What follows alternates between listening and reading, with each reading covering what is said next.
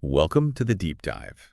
Today, we're cutting straight to the heart of high performance. We are. Our focus is Coach Ed Padalecki's 8 high-performance habits of elite leaders and professionals. Coach Padalecki, he's worked for years with top-tier athletes, right? He has. And his framework, as we'll dig into, offers these surprisingly universal strategies. Our goal here isn't just listing habits. No. We want to really explore how you, listening, can actually use them. Use them to boost your own performance, build resilience. Wherever you are. Exactly. I mean, his background is sports, obviously, but the principles Coach P outlines, they're really about optimizing potential, anyone's potential. So let's jump in. Habit number 1, get stuff done. Now, this isn't just wake up early and grind. No, not just that. Coach Padalecki really stresses the intentionality behind it. It's less about just being busy, more about where you point your energy strategically. For business folks, he suggests really concrete things. Decide your top priorities the night before. Have those morning rituals to build momentum. And this is key. Dedicate those first 90 minutes to deep, focused work on those main priorities. No distractions. It really makes you think, doesn't it? How easily that best morning time just gets, swallowed up by emails and reactive stuff. It does. So intentionally protecting that block for your most critical work.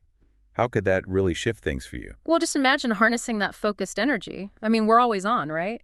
Protecting that deep work lets you hit your biggest challenges proactively. You're not just reacting all day. That proactive piece is huge. Which leads nicely into the second habit, pre-decide. This is all about cutting down on that mental friction. Decision fatigue. It's a real energy killer. It is. And Coach Padalecki points out elite performers get this. They actively work to reduce the sheer number of decisions they have to make every single day. So how do they do that in a business sense? Well, he gives a few key applications. Scheduling specific blocks for different types of work. This time is for strategy, this time is for admin. That reduces those what now moments. Automating routine stuff helps too. Things like meals, standard meetings, even fitness. Yeah. Just take the decision out of it. Set it and forget it, kind of. Exactly. And then doing a weekly review, maybe Sunday. It gives you clarity for the week ahead, sets intentions. Again, less deciding on the fly. Think about all that mental clutter just from figuring out what to tackle next over and over. What recurring decisions could you maybe systemize or pre-plan to free up that brain space for bigger thinking? That's the question, because by setting up these systems, you put parts of your day on autopilot, basically, conserving mental energy for what truly matters. Right. Which brings us to habit 3. Choose the hard right. Now we're moving beyond just efficiency into real growth territory. Okay, the hard right. Coach Padalecki is pretty clear here. The easy path. It rarely leads to peak performance. Not usually, no. Excellence often means facing discomfort, making choices that feel tough now but pay off big time later. So in business, what does that look like? Could be finally having that difficult conversation you've been putting off. We all have those. Or actively seeking honest feedback, even the critical stuff that's hard to hear. Or maybe just intentionally pushing yourself outside your comfort zone each week in some meaningful way. It's knowing growth happens in that uncomfortable space. It's that natural urge to just avoid the difficult things, isn't it? So thinking about your work, your life, what hard right decision are you maybe avoiding right now? One that, if you leaned into it, could really unlock progress, even if it feels tough. That willingness to face the tough stuff directly, that's a real mark of high performers. Okay, let's shift focus a bit with habit 4. There you are, leadership. This one's about how we interact with others. I like the name of this one. There you are. It sounds simple but powerful. Not about titles, but about being present, serving others. Exactly that. Coach Padalecki really emphasizes that true leadership, whether you're the boss or part of the team, it's rooted in being fully present.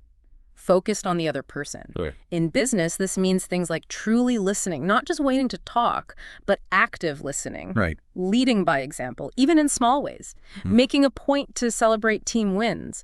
And just having that service-first mindset in your dealings. It's about really showing up for the people around you. Yeah. Fully present. So how could you, right now, today, be more present, more service-oriented in your interactions? What difference might that make immediately? That focus on others, it's key for building strong teams, strong relationships, lasting impact.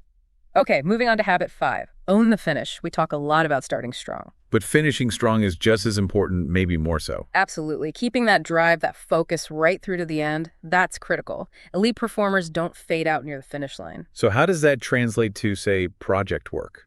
It means keeping up consistent energy and attention to detail until the project is actually done, truly done. Using things like accountability partners or just simple reminders can really help maintain that strong finish. Accountability. And also taking time to reflect afterwards on how you finish, what worked, what didn't. That reinforces the habit. It's that discipline, isn't it? Not just starting things, but seeing them all the way through with excellence. How well do you currently finish your tasks, your projects? Do you notice any points where you tend to lose steam near the end? Just being aware of your own patterns there is the first step. Okay, let's look at habit 6. One more. This is about pushing just a little bit further. One more. Coach Padalecki talks about this as the willingness to do that little bit extra, go beyond what's strictly needed. He says it's a big differentiator. It really is, and the business applications are pretty straightforward. Yeah. Making one more call when you feel like quitting for the day, giving one more piece of constructive feedback, pushing for one more revision on something important. It's those small, consistent, extra efforts. They add up. It's that whole marginal gains idea, right? Yeah. Small improvements accumulating. Where in your work could adding just one more bit of effort create a really noticeable positive impact on your results? Precisely. Yeah. It's about building that mindset of always stretching just a little bit, which ties into habit 7. Align your 3 Fs: focus, fuel, fire. This one's all about internal alignment. The 3 Fs. Focus, fuel, fire. So making sure what you're doing, why you're doing it, and the intensity you bring are all working together. Exactly. Coach Padalecki stresses how connected they are. Your focus, where your attention goes, needs to match your real priorities. Your motivation, your why, needs to be strong, and your fire, your energy, your drive needs to be consistently lit. Okay. In business, this means asking yourself regularly, does my calendar actually reflect my top priorities? Am I still connected to why I'm doing this work, the mission? Am I bringing enough energy, enough fire to the table? When those 3 line up, the results can be pretty amazing. So take a second. How aligned are your focus, fuel, and fire right now in what you're pursuing? Are there any gaps you need to address? Fixing those misalignments can unlock a lot of performance. Okay, finally, habit 8. Get back up. Resilience.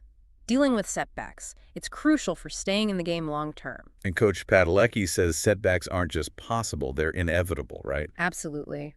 What sets top performers apart isn't avoiding failure, it's how quickly and effectively they recover and learn from it. So what does that look like practically? It means developing your own get-up routine for when things go wrong. Specific actions you take right away. He also suggests journaling about failures, not to dwell, but to pull out the lesson. Extracting the learning. Right. And importantly, having that support network. Mentors, peers, coaches, people who can offer perspective and encouragement when you're down. It's not if you fall, but how you get back up. What's your current get-up routine when you hit a major roadblock or a setback? How could you strengthen that resilience? Building that muscle is so important. And Coach Padalecki adds a kind of bonus habit that really underpins all of this. Identity drives behavior.